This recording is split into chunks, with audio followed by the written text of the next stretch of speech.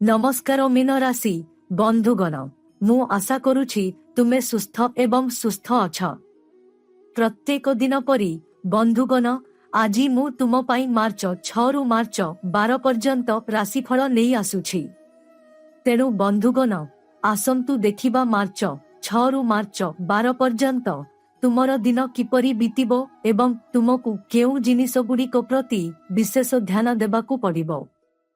तुम जीवन रे कौन परिवर्तन घटिबाकू जाउछि? तुम पाई कौन उपाय अछि? आसंतु जानिबा। मीन राशि बहुत दिन धरी तुम जीवन रे एक अदृश्य चाप काम करुथिबा परी मने हेउछि। बाहरु तुमे दृढ़ आत्मविश्वासी साहसी समस्ते तुमको नेता विश्वासर स्थान बोली मानिछंती, किंतु भितरे तुमे क्लांत। तुमे मुहरे हास सहित बहुत सह्य करिछ। अनेक थर तुमे चुप रहिछ, केवल संपर्क किंबा दायित्व विषय रे चिंता करिछ। किंतु तुमे तुम हृदय रे पचारिछ मोर प्राप्य केबे आसीबो? एही समय सेही प्रश्नर उत्तर आनी देउछि।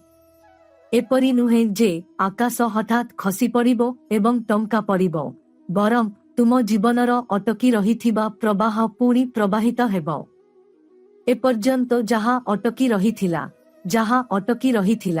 जहाँ बारंबार विफल हेउथिला, ताहा धीरे धीरे गति पाइबो। आपण देखिबे जे पूर्वरु बारंबार बाधा प्राप्त हेउथिबा कार्यगुड़िक एबे तुलनात्मक भावरे सहज हेउछि। लोकमाने आपणଙ୍କ कथा सुनुछंती, आपणଙ୍କ निष्पत्ति गुरुत्वपूर्ण हेउछि। सबुठारु बड़ परिवर्तन आपणଙ୍କ मानसिक स्थिति रे आसीबो।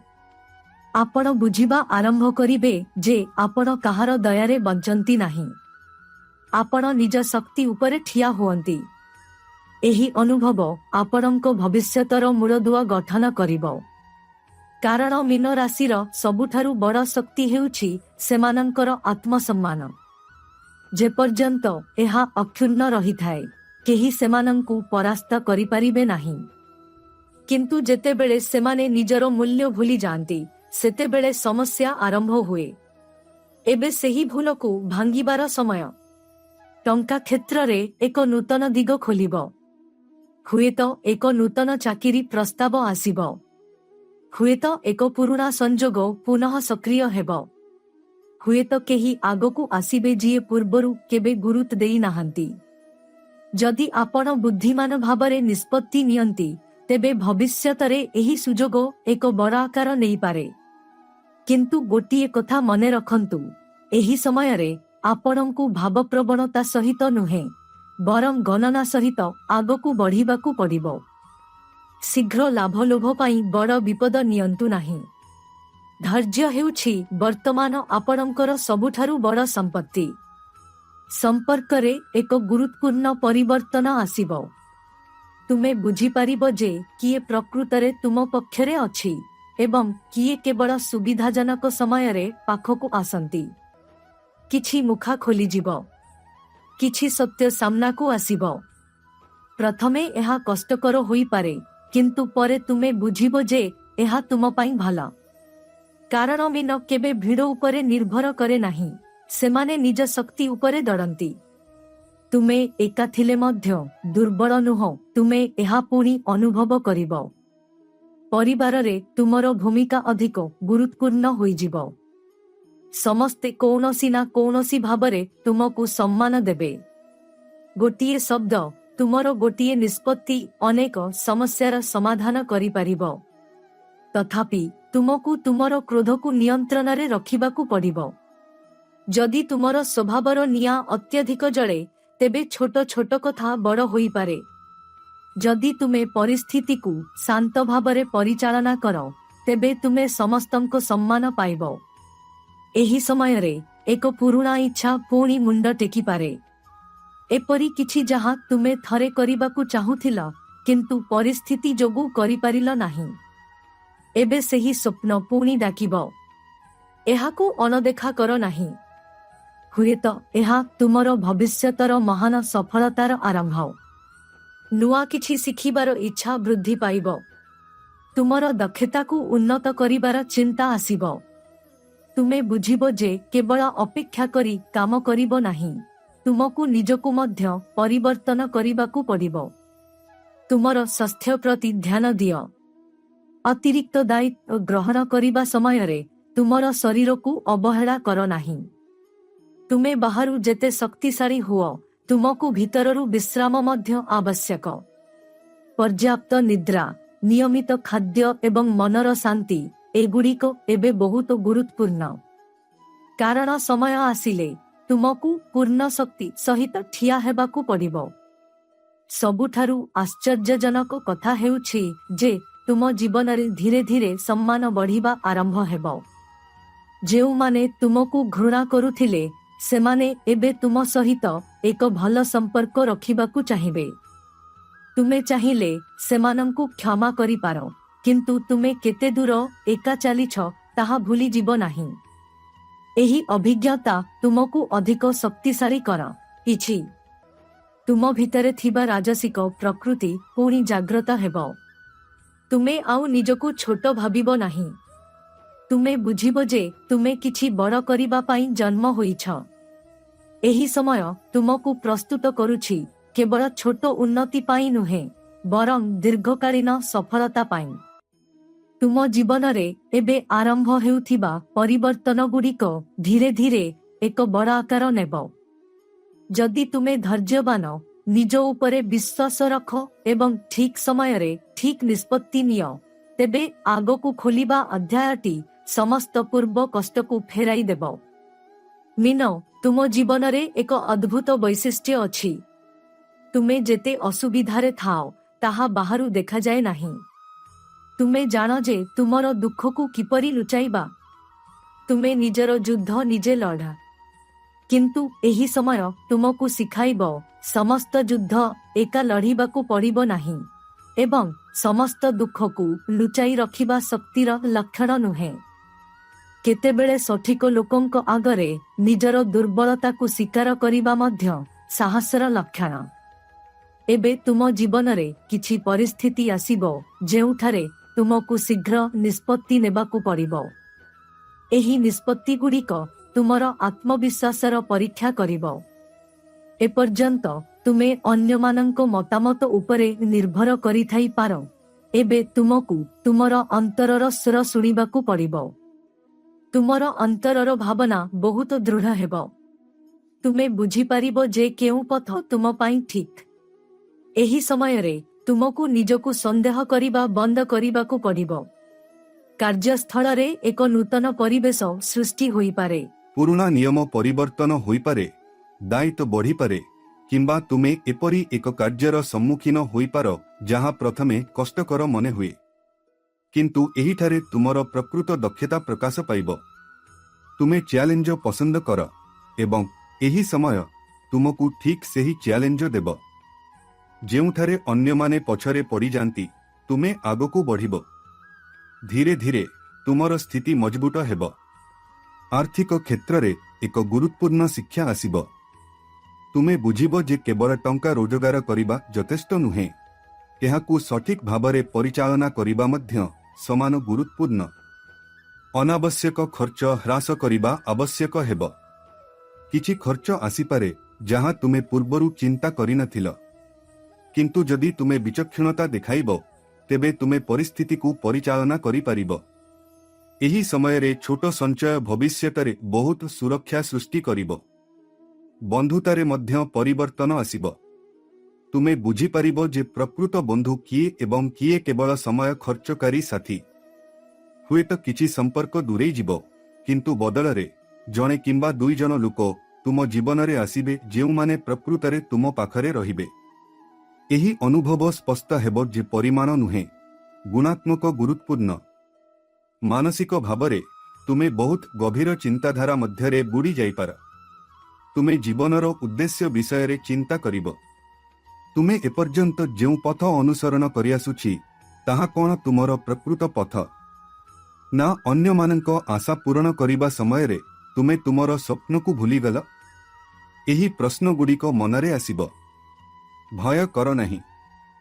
ଏହି ଚିନ୍ତାଧାରା ତୁମ ଜୀବନକୁ ଏକ ନୂତନ ଦିଗଦର୍ଶନ ଦେବ।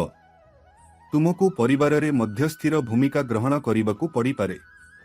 जदि दुई पक्ष मध्यरे भूल बुझामणा हुए तेबे तुमे एहाकु समाधान करि परिबो।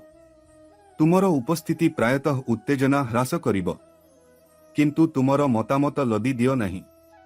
शांत भावरे कथा हुओ, समस्तंक कथा सुन एवं तापर निष्पत्ति निय। एही समयरे हठात कोनोसी स्थानरू एक प्रस्ताव आसीपारे, काम किंबा व्यक्तिगत जीवन। तुमे एहाकु ग्रहण करिबो कि नहीं ताहा द्वंद्वे पड़ी थाई पारे। मने रख, कोनोसी निष्पत्ति नेबा पूर्वरु निजकु एक प्रश्न पचार, एही पथ मोते दीर्घकालीन शांति देबो कि केवल उत्तेजना किंबा भावना उपरे आधारित निष्पत्ति नियो नहीं। तुमर आत्मसम्मान आहुरी दृढ़ हेबो। जदि केही तुमकु नीच करिबाकु चेष्टा करंती तेबे तुमे आउ चुप रहिबो नहीं, किंतु तुमे प्रतिशोध नुहे आत्मसम्मान सहित जवाब देब। तुमर शांत शक्ति तुमर सबुठारु बड़ अस्त्र हेब। तुमे बुझी पारिबो प्रकृत विजय हेउछि चित्कार करि नुहे, स्थिर होई ठिया होई जितिबा। तुम मनरे भविष्यत पई एक नूतन योजना गठन हेब। तुमे एहाकु तुरंत प्रकाश करि पारिबो नाही, किंतु तुमे भितरे प्रस्तुति आरंभ करिबो। पुस्तक पढ़िबा, सूचना संग्रह करिबा, विशेषज्ञଙ୍କ सह कथा हेबा, एसबु आपणଙ୍କୁ धीरे धीरे बड़ पदक्षेप नेबाकु नै जिवो। आपणଙ୍କ जीवनरे एक प्रकार स्पष्टता आसीबो। पूर्वरु सबु किछि कुहुडी लागुथिला, एबे आपण एक स्पष्ट चित्र देखिबे। आपणଙ୍କ समय पई किए योग्य, केउ काम आपणଙ୍କ शक्ति पई योग्य, केउ स्वप्न आपणଙ୍କ हृदयर निकटतर, एसबुर उत्तर गोटिए गोटिए करी सामनाकु आसीबो। मीन, आपण एपरी एक समय आडकु गति करूछंती जेतेबेले आपणଙ୍କୁ आपणଙ୍କ जीवन पर्यायर केंद्र रे ठिया हेबाकु पड़िबो। एपर्यंत आपण पछरु अनेक जिनिस परिचालना करिथिबे, अनेक झड़कु चुपचाप रोकिथिबे, किंतु वर्तमान परिस्थिति एपरी हेबो जे समस्ते आपणଙ୍କୁ देखिबे। एक निष्पत्ति, एक घोषणा, एक पदवी सबुकिछि गुरुत्व पाइबो। एही गुरुत्व सहित दायित्व मध्य वृद्धि पाइबो। एही समय मध्यरे आपण आपणଙ୍କ जोगाजोगरे एक अद्भुत परिवर्तन लक्ष्य करिबे। जेउ माने दीर्घ समय धरी जोगाजोग करिनाहंती सेमाने पुणी कथा हेबाकु चाहिबे। केतेक पुरुणा भूल पाई क्षमा मागी पारंती, केतेक नूतन संपर्क आरंभ करिबाकु चाहिबे। आपण आश्चर्य हेबे, जेउ मानंकु आपण प्राय भूली जाइथिले सेमाने हठात सामनारे ठिया हेबे। किंतु एठारे आपणଙ୍କ विचक्षणता गुरुत्वपूर्ण। समस्तंकु पुनी थारे सेमानंकर पूर्व स्थान देबा बुद्धिमानर काम नुहे। हृदय खोल, किंतु संपूर्ण भावरे द्र खोल नहीं। वृत्तिगत क्षेत्र रे तीव्र प्रतियोगिता हेब। केही सीधासळख किछि कहिबे नहीं, किंतु आभ्यंतरीण तुलना हेब। किए अधिक प्रगति करुछि, किए अधिक दक्ष, एही समस्त गणना कराजिबो। जदि आपण आपणଙ୍କ काम उपरे ध्यान दियंती तेबे फलाफल आपणଙ୍କ सपक्षरे हेब। तथापि आपणଙ୍କ योजना किंबा लक्ष्य विषय रे समस्तंकु कुहंतु नहीं। एही समय रे नीरव प्रगति आपणଙ୍କର सबुठारु बड़ रणनीति हेब। टंकारे हठात परिवर्तन आसीपारे, किंतु एहा बाहे आश्चर्य नुहे, एहा एक आभ्यंतरीण अनुभव। आपण अनुभव करिबे जे आपण आपणଙ୍କର आत्ममूल्यकु अवमूल्यन करी दीर्घ समय धरी काम करिसंती। भविष्यतरे पुणी सेही भूल करंतु नहीं। आपण आपणଙ୍କ काम पई सठिक मूल्य मागिबा शिखिबे। एही मानसिक परिवर्तन भविष्यतरे बड़ आयर द्र खोली देब। एही समय रे आपणଙ୍କ चारिपाखरे किछि द्वंद्वपूर्ण परिस्थिति मध्य सृष्टि होई पारे। केही जानिशुणी भूल सूचना देई पारंती, केही आपणଙ୍କ निष्पत्ति विषय रे संदेह सृष्टि करि पारंती। मने रखंतु, आपणଙ୍କ स्थिरता अन्य मानंकु अस्थिर करिथाए। तेनु सबु किछि सुनंतु नहीं। जांच नकरी कोनोसी जिनिस उपरे विश्वास करंतु नहीं। निज आखिरे देखंतु, निज मनरे बुझंतु एवं तापर निष्पत्ति नियंतु। आपणଙ୍କ व्यक्तिगत जीवन रे एक गभीर अनुभव हेब, आपण प्रकृतरे काहाकु चाहंती। अनेक समय रे आमे अभ्यास को प्रेम सहित भूल करिदेउ, किंतु एबे तुमे बुझी पारिबो जे काहार उपस्थिति तुमको शांति दिए एवं कहार उपस्थिति तुमको क्लांत करे। एही बुझामणा बहुत मूल्यवान, कारण एठारू भविष्यतर संपर्कर दिग ठीक हेब। एक पुराणा पूर्ण काम पुणी थरे आसीपारे। हुएत एक योजना, हुएत एक परीक्षा, हुएत एक व्यक्तिगत प्रतिबद्धता। एथर तुमे एहाकू एडाई देब नहीं, बरं तुमे अनुभव करिब जे तुमकू एहाकू एबे समाप्त करिबाकू पड़िबो। तुमर एही मनोभाव तुमकू अन्यमानंको ठारू अलगा करिबो। परिवाररे सामान्य परिवर्तन आसिबो। दायित्व बंटन होई पारे किंबा तुमकू एक नूतन कार्य संभाळिबाकू पड़ी पारे। प्रथमे तुमे भाबुथिबो मु एकाकी एते जिनिस किपरि संभाळिबी, किंतु आश्चर्यजनक भावरे तुमे करि पारिबो, कारण एही समयरे तुम भितरे थिबा नेतृत्व शक्ति अधिक स्पष्ट भावरे प्रकाशित हेबो। मानसिक भावरे तुमे टिकिए एकाकी चाहिपार। तुमे एक बड़ भिड़रे मध्य एका रहिबाकू चाहिबो। एहा दुर्बलता नुहे, एहा तुमर आभ्यंतरीण पुनर्गठनर समय। एही समयरे निजकू पचार मु कोन चाहूछि, मु आगामी 5 वर्ष किपरि हेबाकू चाहूछि। एही चिंताधारा भविष्यतरे बड़ पदक्षेप पाई आधार गठन करिबो। एही पर्याୟରେ एक गुरुत्वपूर्ण कथा हेबो आत्मनियंत्रण।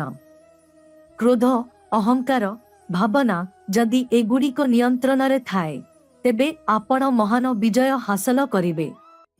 किंतु उत्साहर एक मुहूर्त अनेक दिनर सफलता को नष्ट करि पारे।